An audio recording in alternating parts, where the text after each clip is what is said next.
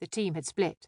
Hunter and Paul in charge of interviews with Dimitri and Albertus, while she, Naz and Sabira, being experienced at dealing with domestic crime and victims of sexual offences, were speaking with Hannah, Michaela and the other girls rescued from the brothel. So far, though, not an ill word had been voiced against the two men, never mind written down in a statement.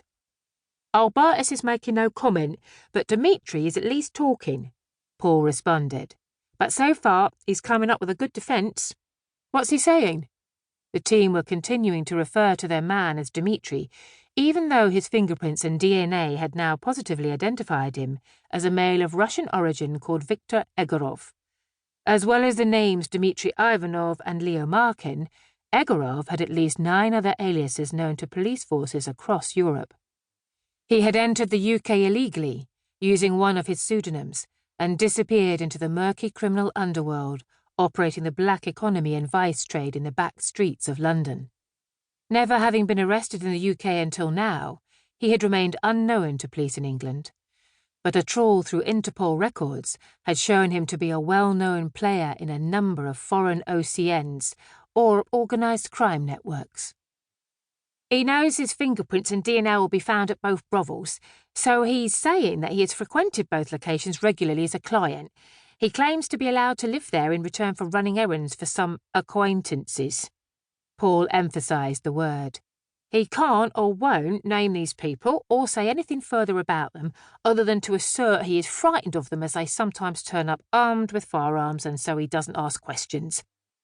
He accepts that the documents found in his possession were false, but reiterates that he was given them to use by the main guy and being an illegal immigrant, he was scared that he would be kicked out onto the streets if he refused to do what was instructed. So basically he's saying that he was acting under duress, and that there are other people out there who are pulling his strings and masterminding the whole operation, rather than it being him. That's pretty smart, especially if we can't get any of the girls to say otherwise. Quite, Paul agreed. We're even going to struggle to get him charged with the knife and drugs offences. What do you mean? She thought they at least had enough evidence to hold him in custody for those. Betts contacted the elderly mayor passerby who gave the info on the knife.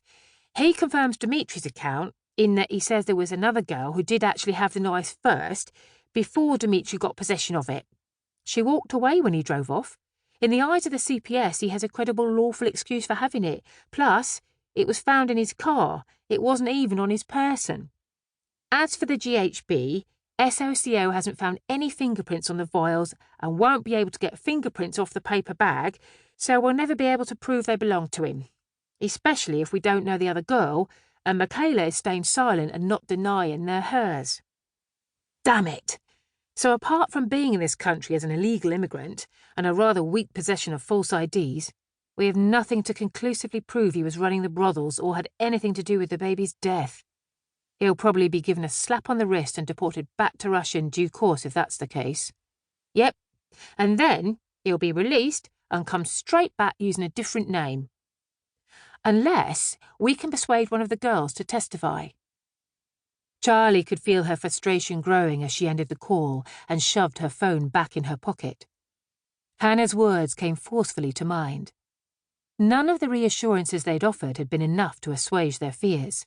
Each girl still believed she and her family were in danger, but at the same time, how could they stay silent and let their captor get away scot-free? One of them could even be the mother of the dead baby, yet still none were willing to speak out. The thought prompted her to pick up the phone again. They couldn't afford to wait a minute longer. The lab technician spoke clinically and without emotion. The DNA sample provided by each of the girls found at the Lewisham brothel had finally been compared against the DNA from the blood on the dead baby's head, and none of the samples matched. Charlie heard the words, struggling to remain unaffected as the full implication of the results sunk in. So our baby's mother is still missing. Charlie mumbled out loud down the phone to the unknown staff member. We know she gave birth at the brothel in Streatham, but she never arrived at Lewisham. She let her arm drop, leaving the line still open, and voiced the question that was now her number one priority. So where the hell did she go? Viktor Egorov stared at DC Charlie Stafford as she entered the interview room, slipping in next to Detective Inspector Hunter.